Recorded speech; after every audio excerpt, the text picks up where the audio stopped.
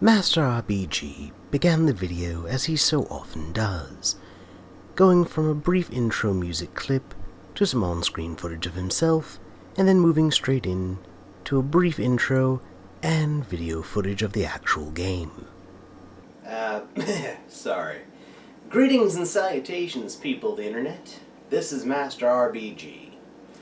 As some of you may or may not be aware, I recently finally got my own PC capable of running Steam. That's right, I'm out of the computer dark ages. What? That's a big accomplishment for me. Anywho, and in finally getting Steam, I finally got to enjoy a game that I've heard so much about. A game that I intend to share with you today. That game, of course, being the Stanley Parable.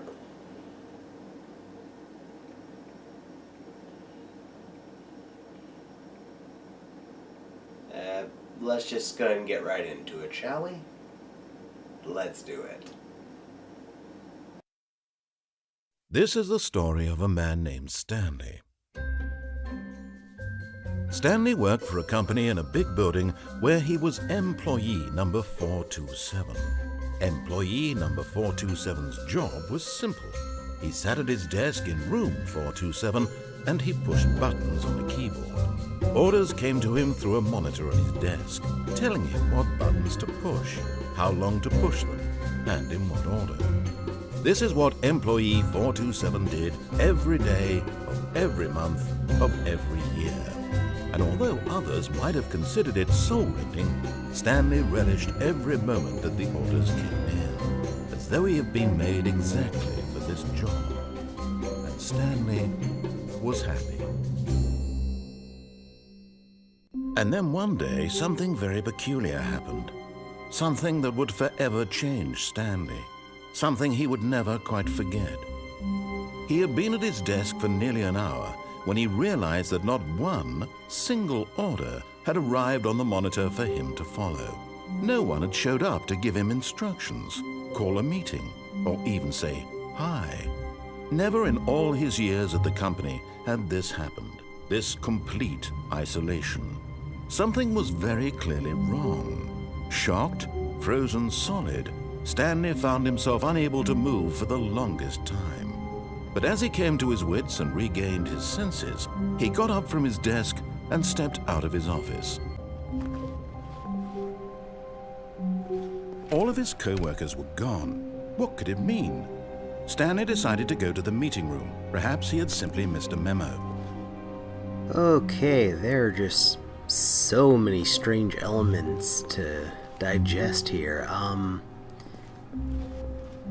First off, even the cubicles have numbers? Really? I've seen offices before. I don't usually see cubicles having numbers.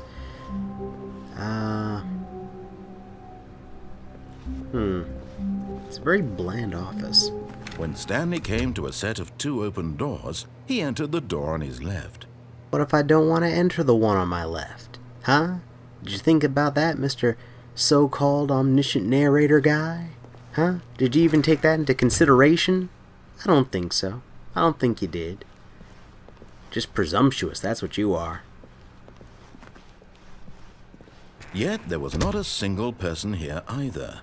Feeling a wave of disbelief, Stanley decided to go up to his boss's office, hoping he might find an answer there. You know what? I will do that. But not because you said so. Only because it sounds like a good idea. The future was yesterday, tomorrow is now. Targets. What the heck is this? Get Chris out of the broom closet. Push for funding, get rid of new coffee machine, hire someone to synergize paper. Paper are too synergized. Fire paper guy. Hire somebody to fire the synergy. Really? Number of slides on this slide. Wow, these guys are really, really good at wasting perfectly good resources and time. Reminds me a little bit of my former workplace. Actually, a little too much now. Please, no more charts I'm begging. The boss appreciation minute. Fill out and triplicate. Oh, dear Lord.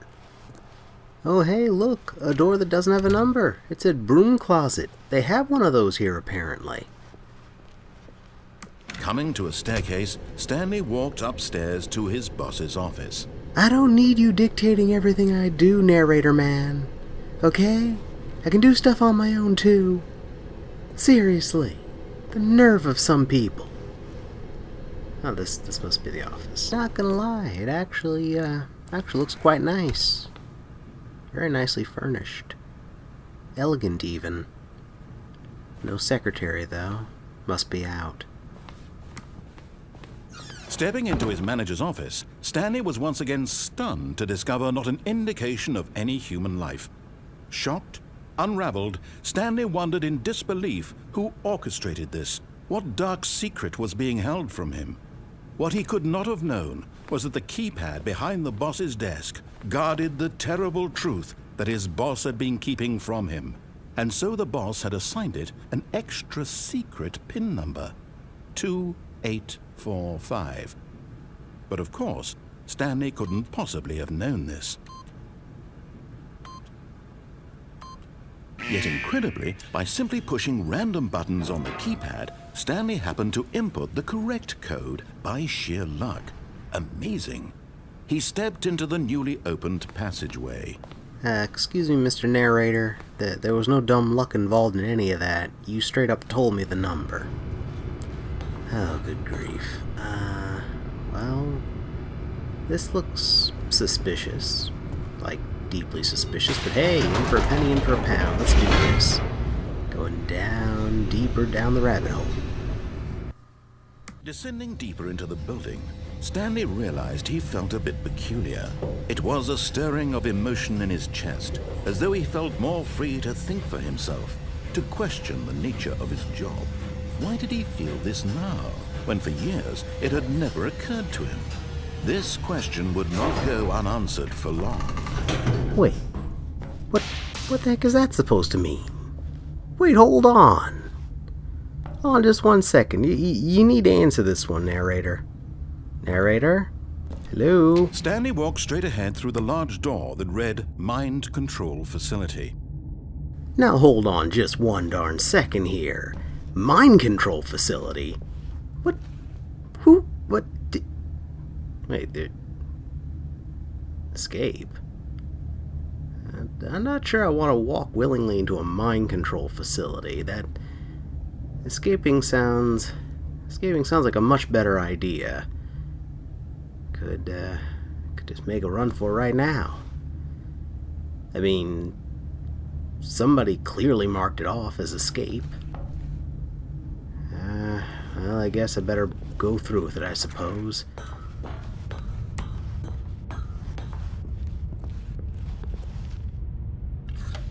The lights rose on an enormous room packed with television screens. What horrible secret did this place hold? Stanley thought to himself. Did he have the strength to find out? I don't really feel as though I have much of a choice anymore. I feel I'm pretty much committed. Let's see what we do next here, huh? Let's see, computer. Oh, okay, there's a button.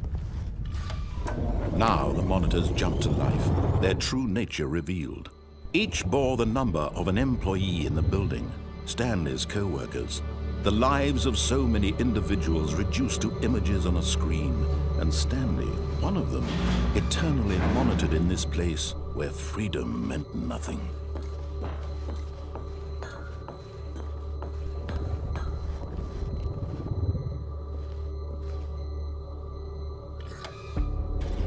This mind control facility, it was too horrible to believe. It couldn't be true. Had Stanley really been under someone's control all this time? Was this the only reason he was happy with his boring job? That his emotions had been manipulated to accept it blindly? No, he refused to believe it. He couldn't accept it. His own life in someone else's control? Never! It was unthinkable, wasn't it? Was it even possible? Had he truly spent his entire life utterly blind to the world? But here was the proof, the heart of the operation. Controls labeled with emotions, happy or sad or content, walking, eating, working, all of it monitored and commanded from this very place. And as the cold reality of his past began to sink in, Stanley decided that this machinery would never again exert its terrible power over another human life. For he would dismantle the controls once and for all. That's right. No more controlling me or anyone else. To sit in front of a computer mindlessly pressing buttons monotonously for hours on end. Only PC gaming can do that. How dare they? Did I do it? Did it work? I feel as though I may have just shut off all the power instead. Oh. Okay, hold on. No, something's happening. Something's happening. Hold on. Blackness and a rising chill of uncertainty. Was it over? Yes! He had won! He had defeated the machine! Unshackled himself from someone else's command. Freedom was mere moments away. And yet, even as the immense door slowly opened, Stanley reflected on how many puzzles still lay unsolved. Where had his co-workers gone? How had he been freed from the machine's grasp? What other mysteries did this strange building hold? But as sunlight streamed into the chamber, he realized none of this mattered to him, for it was not knowledge or even power that he had been seeking, but happiness. Perhaps his goal had not been to understand, but to let go. No longer would anyone tell him where to go, what to do, or how to feel. Whatever life he lives, it will be his. And that was all he needed to know. It was perhaps the only thing worth knowing. Stanley stepped through the open door.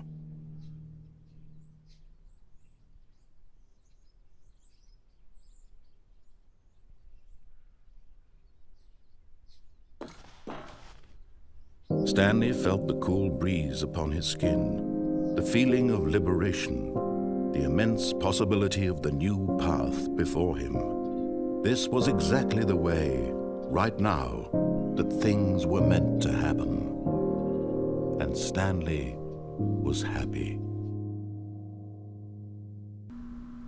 And that, ladies and gentlemen, was the Stanley Parable. Or at least one version of it. Anywho, don't want to give too much away. Let's go ahead and move right into the next segment. The good, the bad, and the random. The good. Okay, there's actually quite a bit of good stuff in this game, but I'm just going to mainly focus on these two because anything else is spoilery. The narration and writing are amazing. That narrator was hilarious. The writing is surprisingly well done in this game. I mean, like, really well done. And I realized that you only saw one ending in this game from what I showed you, but there are a lot of different endings to this game, even more if you get the HD remake of it. The bad. Okay, the bad's gonna be relatively short this time around. Case in point, one of the few negative aspects about this game is, one, the length of the game itself. It's short. Any given playthrough is probably going to take you 15 minutes or less to get through. Hence how I could fit an entire playthrough into this one review video. A feat almost never accomplished on this channel. But this time is a rare exception. The only other negative aspect I can think of is that the gameplay itself has no exceptional depth to it. It's literally just moving forward, sideways, back, and if you're lucky, pushing on something. That's about it. No depth to the gameplay beyond that. and I should mention that while the game is short, it does tell a complete story and does it surprisingly well. So bear that in mind. If you're a big fan of action games with detailed mechanics and what have you, this is not the game for you. This is a very narrative-driven game. Okay, moving on. The Random. This game was made by Galactic Cafe, and if you think their silly writing and meta-nonsense stopped at the Stanley Parable, you are sorely mistaken. Seriously, take a look at Galactic Cafe's website. They are quite a bit off, but in a good way, a very good way. The original team that created this has kind of moved on to other projects now, but some of them are pretty decent. You know what? I'm not going to go into it here right now, but in the future I may do a review from one of the other creators of this game, so bear that in mind. So, this one's a little difficult to judge in the grand scheme of things. It has amazing writing, fantastic humor, the mechanics serve their purpose, although they are very simplistic. Honestly, I wish there was more to go into in this game, because it's really, really good. I do enjoy the fact that I can get it done in a quick gameplay session. I don't need to set away hours and hours and hours to replay it for another ending, unlike some other games I could think of. Overall, well done, and love that narrator. I know for a fact he's done another game. I will probably try and review that game at some point in the future. But let's go ahead and get down to it. What would I give this one? I guess it kind of depends on who you are. If you're a big fan of action-oriented games, you're not going to like this. So, in your case, consider this to be a bronze with honors. If, however, like me, you can appreciate story, and you can appreciate a game with really well-written stuff in it, really good narration, a lot of humor, a lot of meta jokes and what have you, you'll probably adore this. So, in your case, and in mine, I would give this a silver award. Well done, guys. Very well done. Anywho, that does it for me this week, guys. I hope you enjoyed this video. I certainly enjoyed making it. If you'd like to see another quirky game kinda like this one, then might I suggest my review of Octodad, Dadliest Catch. If this game, however, was not to your liking, maybe you'd like something a little more action-oriented. Well, then maybe look up my Mighty No. 9 review. I'll go ahead and link that here. Anywho, that does it for me this week, guys. This is Master RBG, signing off.